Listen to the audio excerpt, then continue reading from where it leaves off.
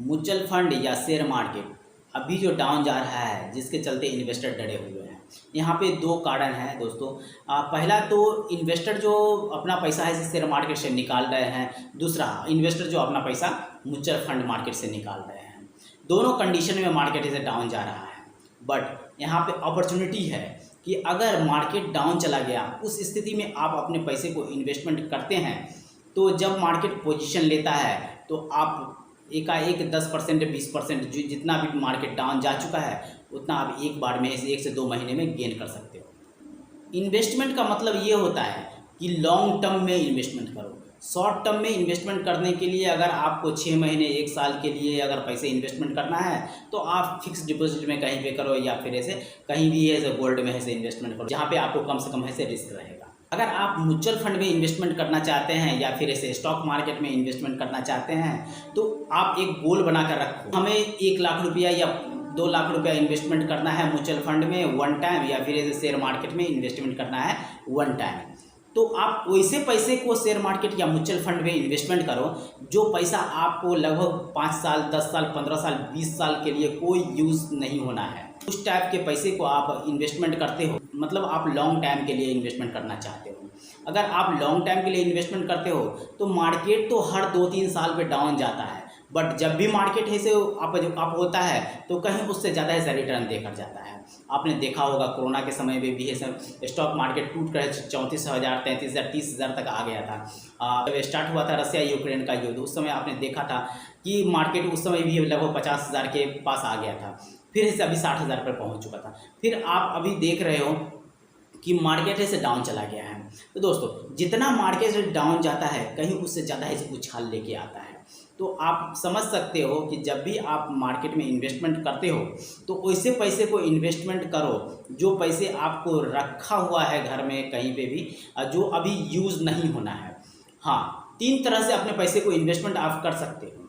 पहला, तो suppose that आपके पास में 2 लाख रुपया है, 1 लाख रुपया आपके पास में ऐसा पैसा है जो कि आपको 15 साल 20 साल के लिए यूज़ नहीं होने वाला है, तो उस पैसे को आप स्मॉल कैप में इन्वेस्टमेंट करो, क्योंकि वहाँ पे रिस्क थोड़ा सा ज़्यादा है बट आपको रिटर्न से ज़्यादा मिलता है। सपोज दैट आपके पास में और 1 लाख रुपया जो बच गया है उसमें से 50,000 रुपया आपको ऐसा है जो कि आपको 5 साल से 10 साल के बीच में आपको यूज़ में आना है।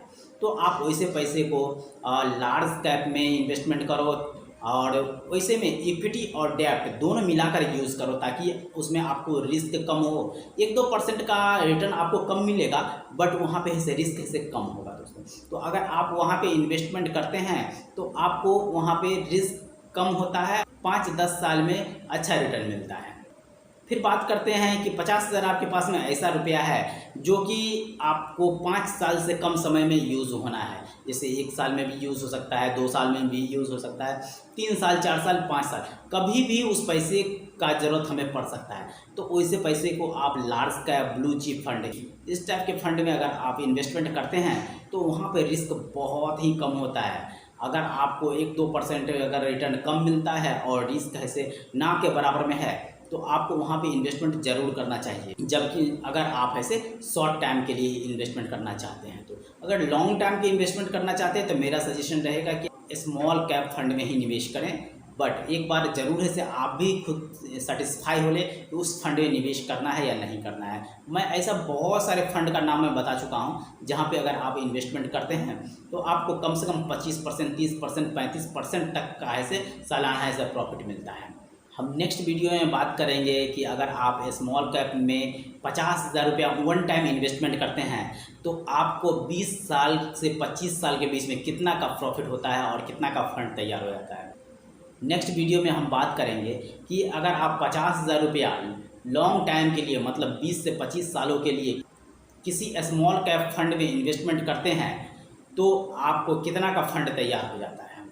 उसी तरह से हम बात करेंगे कि अगर 50,000 रुपया आप लॉन्ग टर्म के लिए मिड कैप में आप इन्वेस्टमेंट करते हैं तो आपका कितना का फंड तैयार हो जाएगा, और आप लार्ज कैप में इन्वेस्टमेंट करते हैं वही 50,000 रुपया 20 से 25 सालों के लिए, तो कितना का फंड तैयार हो जाएगा। तीनों के बीच के डिफरेंस को समझेंगे और फिर एनालाइज करेंगे हमें किस टाइप के फंड में इन्वेस्टमेंट करना है, लार्ज कैप में करना है, स्मॉल कैप में करना है, लॉन्ग टर्म के लिए करना है या फिर शॉर्ट टर्म के लिए करना है। उसके हिसाब से हम अपना गोल को सेट करेंगे और फिर इन्वेस्टमेंट करेंगे ताकि हमें कम से कम जब 5 करोड़ का फंड तैयार हो जाए जब हमारा एज हो 60 ईयर्स हो। थैंक यू, धन्यवाद।